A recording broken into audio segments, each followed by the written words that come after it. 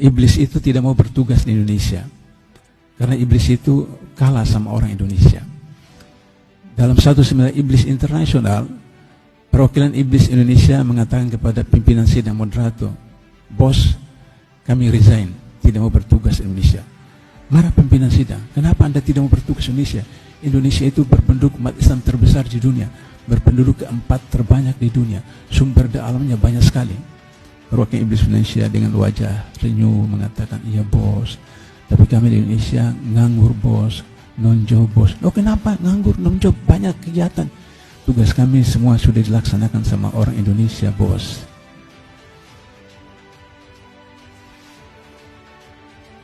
Satu indikator. Hari ini, dalam kabinet ini, seorang menteri punya 27 jabatan. Saya tadinya anggap hoax. Tapi ketika beliau sampaikan presentasi di Komisi Anggaran, pakai slide. Dan kemudian slide itu sampai ke saya. Saya hitung betul-betul 1, 2, 3, 27. Dan setiap jabatan itu ada peraturannya, ada kepresnya, ada pepresnya. Mulai dari urus laut, kemudian urus vaksin, urus minyak, urus semua 27 jabatan. Itu yang disebut dengan oligarki. Menguasai ekonomi, jadi juga menguasai pemerintahan seperti itu. Kalau soal kilometer 50, saya ini bukan orang FPI. Saya datangi itu keluarga 6 korban. Masya Allah. Saya tanya, "Ibu, ada dari pihak pemerintah datang nggak menyampaikan rasa duka cita?" "Ada Pak." "Siapa?" "Babinsa." "Apa dia bilang?" "Dia kasih saya envelope." "Apa isinya?" "Ya mungkin uang." "Berapa isinya Bu?" "Nggak tahu." "Loh kenapa Ibu nggak tahu?" "Saya tidak terima, saya kembalikan." Seorang janda penjual gorengan menolak bantuan dari Babinsa karena akidah. Dia tahu anaknya dizalimi. Bayangkan, ini orang pilihan Allah. Karena itu saya melawan habis-habisan sebagai mantan wartawan dan mantan penasihat KPK. Ini kezaliman yang luar biasa. Alhamdulillah, satu persatu mubahalah yang saya lakukan sudah mulai terbukti. Yana Sambo yang membebaskan 2 anak buahnya di pengadilan, mereka tidak ditahan, mereka tidak dipecat, kemudian bebas. Dan Allah buktikan satu persatu. Saya undang Polda untuk mubahalah. Sampai jam 2 saya tunggu, tidak datang. Saya minta kepada 6 keluarga mubahalah secara sepihak. Dan mereka mubahalah. Satu persatu Allah akan tunjukkan seperti itu. Menurut logika, apakah seorang ajudan berani masuk ke kamar istri bosnya? Menurut logika. Tapi itulah skenario Allah untuk bisa kemudian membongkar kejahatan-kejahatan. Dan beliau adalah perwira yang paling muda, yang cepat naik pangkat. Hanya karena satu golongan dengan Kapolri.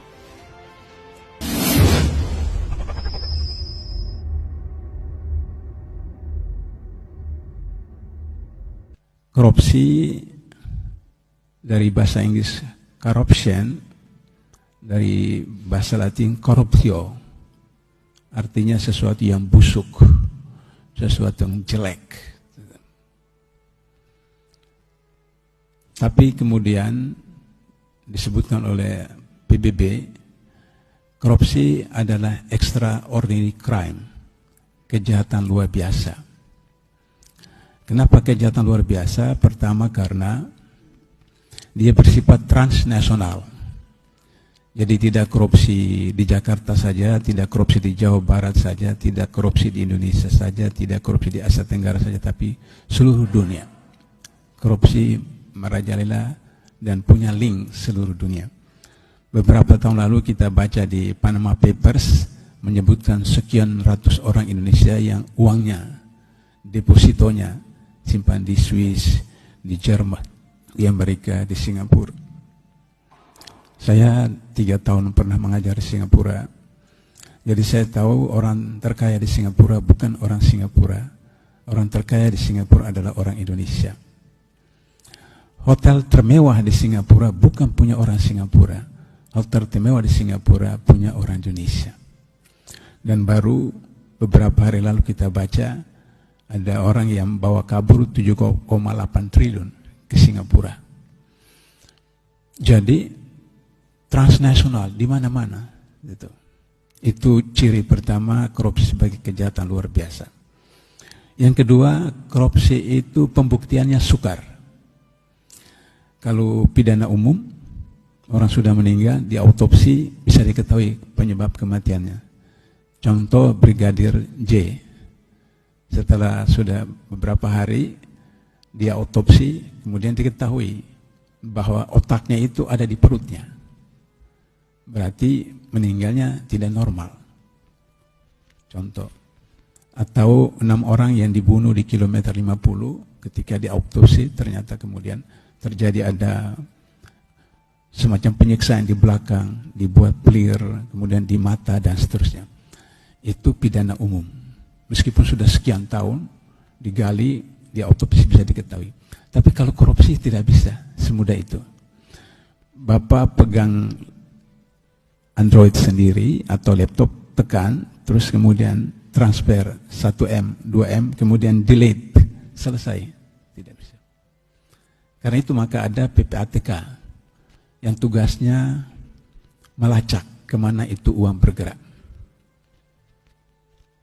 Tapi karena orang Indonesia itu pandai, hebat, maka kemudian PPATK juga bisa dikebulin. Misalnya 2007 teman-teman KPK datang ke Ratu Plaza di Sudirman, Jalan Sudirman itu. Kemudian ada anggota DPR dari Pulau Sumatera, saya tidak usah sebutkan partainya, dengan anak istrinya datang ke money changer untuk mengambil duit. Kita tahu bahwa orang tidak pernah kirim uang melalui money changer. Money changer adalah tukar uang.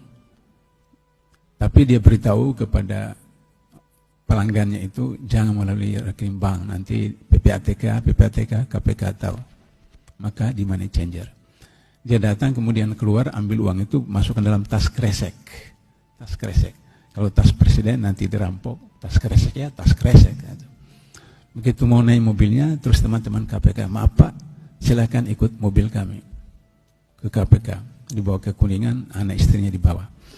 Nah jadi itu orang Indonesia sedemikian rupa sehingga iblis itu tidak mau bertugas di Indonesia karena iblis itu kalah sama orang Indonesia. Dalam satu seminar iblis internasional, perwakilan iblis Indonesia mengatakan kepada pimpinan sidang moderator, bos kami resign, tidak mau bertugas di Indonesia. Marah pimpinan sidang, kenapa Anda tidak mau bertugas di Indonesia? Indonesia itu berpenduduk umat Islam terbesar di dunia, berpenduduk keempat terbanyak di dunia, sumber daya alamnya banyak sekali. Perwakilan iblis Indonesia dengan wajah renyuh mengatakan, iya bos, tapi kami di Indonesia nganggur bos, non-job bos. Loh kenapa nganggur, non-job, banyak kegiatan. Tugas kami semua sudah dilaksanakan sama orang Indonesia bos.